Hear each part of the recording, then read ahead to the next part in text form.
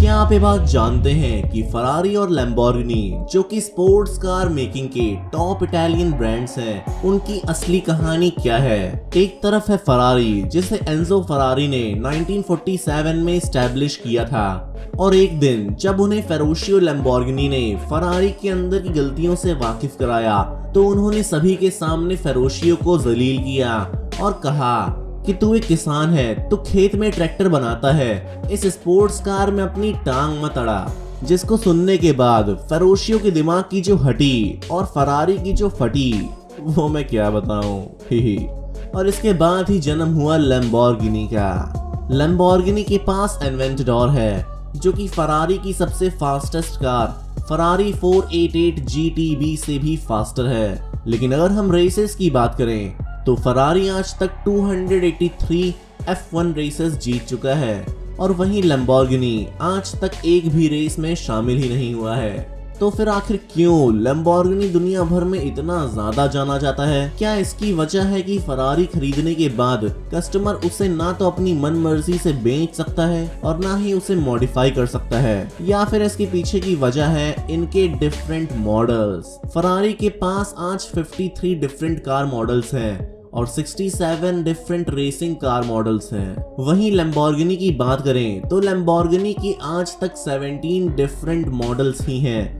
जो कि उसे एक्सक्लूसिव बनाते हैं। तो आखिर क्या है इन सवालों के जवाब, और फाइनली फरारी वर्सेस लैम्बोर्गिनी में कौन जीतेगा और कौन है बेहतर, किसमें कितना है दम? और आज हम इन्हीं सवालों के जवाब को अपनी इस वीडियो में जानने वाले हैं, जिसका टॉपिक है लैम्बोर्गिनी वर्सेस फरारी।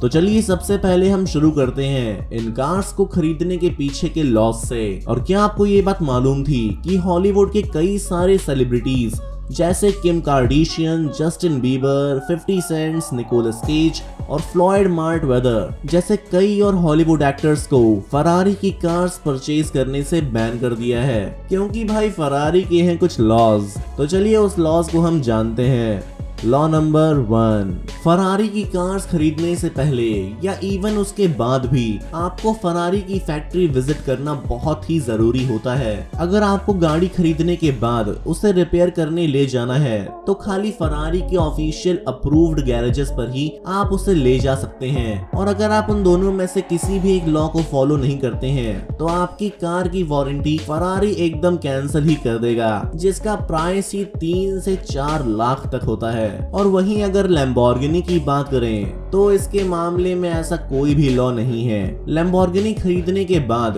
उसे जहां चाहे रिपेयर करवा सकते हैं, और फैक्ट्री विजिट करना है या नहीं ये भी आप पर निर्भर करता है, जिसका मतलब कि सब हमारे कंट्रोल में होता है। लॉ नंबर 2, दुश्मन कंपनी की कार आप नहीं खरीद सकते। जी हाँ, दोनों कंपनीज में चली आ रही दुश्मनी के चलते दोनों ब्रांड्स अपने दुश्मन ब्रांड्स की कार को खरीदने से मना करते हैं, और राइवल ब्रांड की कार पहले से ही होने पर उस कस्टमर को वो कार बेचने से मना कर देते हैं, फिर चाहे कोई कितना ही अमीर क्यों ना हो। जी हाँ, आपने एकदम सही सुना, ये है दोनों ब्रांड्स के बीच में चली आ रही हिस्ट्री की राइवलरी, यानी कि दुश्मनी। अब वो क्या है, क्यों है और दुश्मनी कैसे जन्मी, इसे हम इस लॉ के बाद जानेंगे।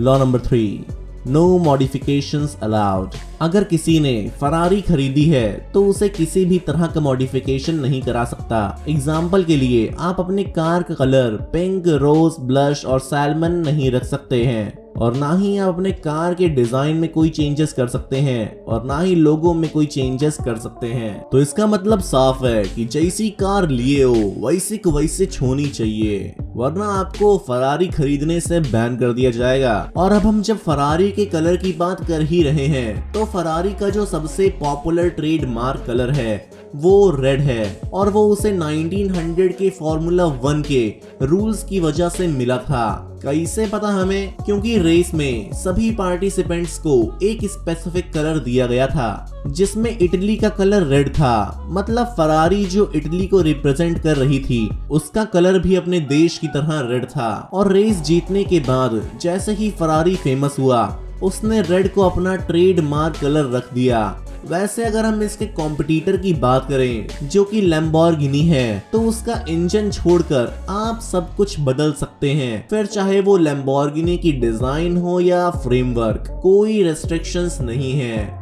लॉ नंबर 4, बिना पूछे बेचना नॉट अलाउड। जैसे फरारी को खरीदने में रूल्स हैं, वैसे ही उसे बेचने में भी रूल्स हैं। फरारी को 1 साल यूज करके उसे बेच नहीं सकते, अपने मन से किसी को ना ही दे सकते हैं। कॉन्ट्रैक्ट के रूल के हिसाब से फरारी रीसेल में खरीदने का पहला हक उसके डीलर को जाता है। उसे right of the first refusal agreement भी कहा जाता है। अगर डीलर उस गाड़ी को नहीं लेता, तभी आप उस गाड़ी को किसी को बेच सकते हैं, जो किसी डीलर के अप्रूवल के बाद ही होगा, वरना स्ट्रिक्टली नॉट अलाउड। अब ये रूल सुनने के बाद लैम्बोर्गिनी की क्या ही तारीफ करूं मैं। इन्होंने इस पर भी कोई रिस्ट्रिक्शंस नहीं लगाई हैं। खरीदने के बाद कार खरीदने वाला कार को जैसे चाहे बेचे, जैसे चाहे तोड़े, किसी को कोई भी दिक्कत नहीं है। फिर चाहे उसे किसी डीलर को बेचो या फिर किसी को गिफ्ट कर दो, लैम्बोर्गिनी को इससे कोई भी फर्क नहीं पड़ता। लेकिन अगर कोई फरारी ओनर इन सारे रूल्स को फॉलो नहीं करता, तो फरारी उस पर एक लीगल एक्शन भी लगा सकती है, जो कि उसने किया भी है। जैसे कि ड्रेडमाउथ 5, एक कनेडियन डीजे जिसने अपनी पूरी फरारी को बदलकर उसे बेचने के लिए निकाल दिया था, पर फरारी ने उस पे right of the first refusal agreement को ना मानने के लिए केस ठोक दिया, जिस वजह से ड्रेडमाउथ 5 को सारे मॉडिफिकेशन निकालने पड़े और कंपनी ने फिर उससे फरारी भी ले ली और उसे फरारी खरीदने से बैन कर दिया। तो अगर हम इस लॉ वाले राउंड को देखें तो फ्रीडम डेफिनेटली लैम्बोर्गिनी ही ज्यादा देती है, तो लैम्बोर्गिनी फरारी से इसमें जीत गई। तो जैसा कि मैं आपको बताया हूँ कि इनकी दुश्मनी पहले से चली आ रही है, तो अब हम इनके इतिहास के कुछ पन्नों को पलटते हैं और देखते हैं कि इनमें से किसकी हिस्टोरी की स्टोरी ज्यादा बेटर है। अगर हम पहले बात करें फरारी की, तो आप ये बात जानकर शॉक हो जाएंगे कि फरारी की फैक्ट्री जो आज मैरीलेनो में है, जो कि इटली में है, अभी तक ऑपरेशनल है और उसे वर्ल्ड वॉर 2 के वक्त अलाइड फोर्सेस ने 2 बार बॉम्ब से उड़ा दिया था, बोले तो बूम बूम। और पूरी तरह से तबाह हो जाने के बाद भी आज ये इतना बड़ा ब्रांड बना हुआ है, और ये पॉसिबल हो पाया है एंजो फरारी की क्यूरोसिटी की वजह से। एंजो फरारी बचपन से ही मोटर रेसिंग को पसंद करते थे, जिसे ज्वाइन करने के लिए उन्होंने ज्वाइन किया अल्फा रोमियो को। नहीं, ये रोमियो नहीं, ये वाला, जो कि एक इटालियन कार मैन्युफैक्चरिंग ब्रांड है, जिसमें वो एक टेस्ट ड्राइवर की नौकरी किया करते थे। ज्वाइनिंग के बाद उन्होंने एक ऑफिशियल डिवीजन अपने अंडर कर लिया, जो कि उस कंपनी का था, और उसके हेड बन गए। पर कहते हैं ना, कहानी में थोड़ा उतार चढ़ाव चाहिए, वरना मजा नहीं आता। और अल्फा रोमियो ने दिया उनको उतार, मतलब उनका ब्रांड फेमस होते ही कुछ इंटरनल कॉन्फ्लिक्ट्स की वजह से उन्होंने एंजो को कुछ रुपए देकर उन्हें कंपनी से बेदखल कर दिया। अब इसे आप एंजो की कहानी का वो मोड़ समझ सकते हैं जहां से अब फरारी की शुरुआत होनी थी। कंपनी से निकलते ही उनके पास जो पैसे थे, उन्होंने उससे ओपन की एक कंपनी, जो कि ऑटो एवियो कोजियोनी थी, जिसमें इस AAC टीपो 815 मॉडल के बस 2 ही कार बनाए गए थे, जो कि रेसिंग में उतरते ही पूरी तरह हार गए। पर एंजो हार मानने वालों में से बिल्कुल भी नहीं था। उन्हें नई कार बनानी थी, पर वर्ल्ड वॉर 2 के चलते उन्हें खतरा महसूस हो रहा था, तो उन्होंने अपनी कंपनी को ओरिजिनल पोजीशन से थोड़ा सा दूर कर लिया और अपनी न्यू कंपनी को अपना सरनेम फरारी दे दिया। और जिस डर से उन्होंने अपनी कंपनी को शिफ्ट किया था, उस डर ने उनका साथ नहीं छोड़ा। जिस जहां पर नई कंपनी शुरू हुई वर्ल्ड वॉर 2 में, उसी जहां पर 2 बार बॉम्ब ब्लास्ट हुए और 2 बार कंपनी पूरी की पूरी तरह से तबाह हो चुकी थी। लेकिन कहते हैं ना, गिरकर ही इंसान चलना सीखता है, और वैसे ही एंजो कंपनी फिर एस्टैब्लिश करते रहे और कार बनाते रहे। और फिर आया वो साल जब फरारी दुनिया में जाने जाने लगा और फिर फरारी ने VS125 को लॉन्च किया जिसने रेस में जीत हासिल कर ली। और ये वही रेस थी जहां से फरारी को दुनिया भर में पहचान मिली। काफी इंटरेस्टिंग स्टोरी थी ना। तो अब चलो हम बात करते हैं लैम्बोर्गिनी की। और क्या आप ये बात जानते हैं कि लैम्बोर्गिनी का इतिहास, और जिससे पहले मैं ये कहना चाहूंगा कि अगर फरारी ना होता तो आज लैम्बोर्गिनी का भी नामो निशान ना होता। आपको ये शायद पता ना हो तो मैं आपको ये बता देता हूँ कि लैम्बोर्गिनी असल में एक ट्रैक्टर बनाने वाली कंपनी थी जिसके ओनर फेरुशियो लैम्बोर्गिनी एक सिंपल ग्रेप फार्मर फैमिली से थे। पर आप मानोगे नहीं, उस जमाने में उनके ट्रैक्टर उन्हें इतना कमा कर देते थे कि उन्होंने अपने और अपनी बीवी के लिए फरारी खरीद ली थी।